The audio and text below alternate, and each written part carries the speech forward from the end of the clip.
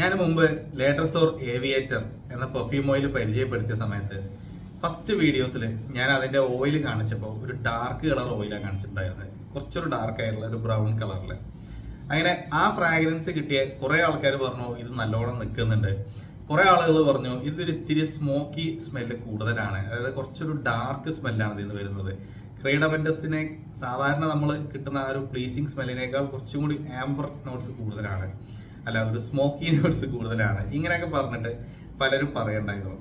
പിന്നെ അങ്ങനെയൊക്കെ കുറെ രണ്ട് ഒപ്പീനിയൻസ് വന്നപ്പോൾ ഞാൻ പിന്നെ എന്ത് ചെയ്തു വെച്ചാൽ നമുക്കത് സോഴ്സ് ചെയ്യുന്ന സ്ഥലത്ത് ഞാൻ അതിൻ്റെ ഒരു ഫ്രഞ്ച് വേർഷൻ, മറ്റേതൊരു UAE നിന്ന് വരുന്ന പ്രൊഡക്റ്റ് ആയിരുന്നു, ഒരു കമ്പനീൻ്റെതായിരുന്നത്.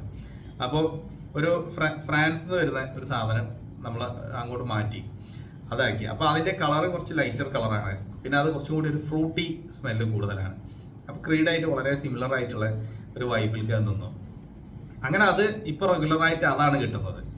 അങ്ങനെ വന്നപ്പോൾ കുറച്ച് ആൾക്കാർക്ക് ആദ്യം ഉണ്ടായിരുന്ന ആ ഫ്രാഗ്രൻസിനോടാണ് താല്പര്യം. പക്ഷെ ആ ഫ്രാഗ്രൻസ് പിന്നീട് ഞാൻ സോഴ്സ് ചെയ്യാൻ നോക്കിയപ്പോൾ അതിന് പ്രൈസും കാര്യങ്ങളൊക്കെ കൂടിയിട്ടുണ്ട്. അപ്പോൾ എനിക്ക് തോന്നി അത് ആ ഒരു പ്രൈസ് റേഞ്ചിൽ അത് കൊടുക്കാൻ കഴിയില്ല എന്നുള്ളത്. അങ്ങനെ പിന്നെ എനിക്ക് തോന്നി നമ്മുടെ തന്നെ സബ് ബ്രാൻഡ് ആണല്ലോ എക്സെൻസ്. സോ എക്സെൻസിൽ അരിസ്ട്രോക്രാറ്റ് ഓൾറെഡി നമ്മൾ ആ ഒരു ഫ്രൂട്ടി ബാച്ചിലുള്ള സാധനം വരുന്നുണ്ട്. അതായത് ലേറ്റർസോറിലുള്ളതിനേക്കാൾ ഒത്തിരി കൂടി വേറൊരു വൈബാണ് എക്സെൻസിൽ ആ ഒരു ഫ്രൂട്ടി പെർഫ്യൂംസിൽ ഉണ്ടായിരുന്നത്.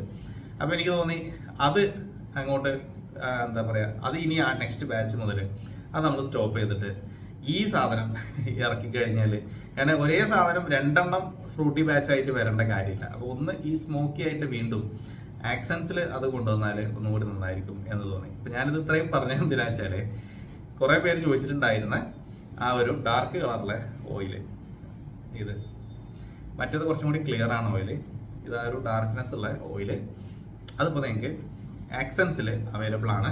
ആക്സൻസിൽ ഈ അരിസ്ട്രോക്രാറ്റ് ഇനി ആ പ്രൊഡക്റ്റാണ്, അതായത് നേരത്തെ ലേറ്റർസോർ ഏവിയേറ്റർ കിട്ടിയിരുന്ന ആ ഡാർക്ക് സാധനമാണ് ഇനി ഇവിടെ കിട്ടുക. അപ്പോൾ ഇത് ക്രീഡിൻ്റെ ഇൻസ്പയർഡ് ആണ്. ഇത് പക്ഷേ UAE നിന്ന് വരുന്നതാണ്. ഇത് സ്മെല്ല് കാര്യങ്ങളൊക്കെ സെയിം തന്നെ. നേരത്തെ ഉണ്ടായിരുന്ന ആ ഒരു ഇത്തിരി ഒരു സ്മോക്കി ആയിട്ട് വരുന്ന ക്രീഡിൻ്റെ ഫ്രാഗ്രൻസ് അതാണ് ഇതിലുള്ളത്. ഫ്രൂട്ടി ഫ്രാഗ്രൻസ് ഇല്ല എന്നല്ല, ഫ്രൂട്ടി ഉണ്ട്, പിന്നെ സ്വീറ്റി ഉണ്ട്, അല്ല സ്വീറ്റി അല്ല ഫ്രൂട്ടി ഉണ്ട്, സ്മോക്കി ഉണ്ട്, രണ്ടും ഉണ്ട്. പക്ഷെ സാധാരണ നമ്മൾ ക്രീഡിന് കാണുന്ന ആ ഒരു ഫ്രൂട്ടിനെസ് അല്ല, ഇവിടെ ഒരു ഇത്തിരി സ്മോക്കി ഫ്രാഗ്രൻസ് കൂടുതലാണെന്ന് മാത്രം. പെർഫോമൻസ് എല്ലാം സെയിം തന്നെ. നമുക്കൊരു അപ് ടു 12 hours വരെയൊക്കെ ഫ്രാഗ്രൻസ് കിട്ടും. ഡ്രസ്സിൽ അപ്ലൈ ചെയ്യണം. പിന്നെ അത് അപ്ലൈ ചെയ്തുകൊണ്ട് പുറത്തൊക്കെ ചുറ്റിത്തിരിഞ്ഞ് ഇറങ്ങി ബൈക്കിനും അവിടെ ഇവിടെ ഒക്കെ പോയിട്ട് ഇത് 12 മണിക്കൂർ കിട്ടുന്നില്ല എന്ന് പറയരുത്. ഞാൻ പറഞ്ഞത് ഏത് സാധനം ഒരു ഓഫീസ് പെർഫ്യൂം എന്ന് പറയുമ്പോൾ നമ്മൾ ഓഫീസിൽ ഒരു 8-9 hours, പിന്നെ ബാക്കി പുറത്ത് നമ്മൾ പോയി വരുന്ന സമയങ്ങൾ ഇങ്ങനെ ഒരു 12 hours ആണ് പറയുന്നത്. അതല്ലാതെ പലരും ഇത് വേറെ രീതിക്ക് എടുത്തിട്ട് ഒരു സാധനത്തിന് എക്സ്ട്രീമായിട്ട് അതിനെങ്ങോട്ട് എന്താ പറയുക ഒരു എക്സ്പ്ലോയിറ്റ് ചെയ്തിട്ട് എടുക്കും. എന്നിട്ട് പറയും ഇത് 4 hours നിൽക്കുന്നുള്ളൂ, 5 hours നിൽക്കുന്നുള്ളൂ, ചിലർ പറയും 1 hour നിൽക്കുന്നുള്ളൂ.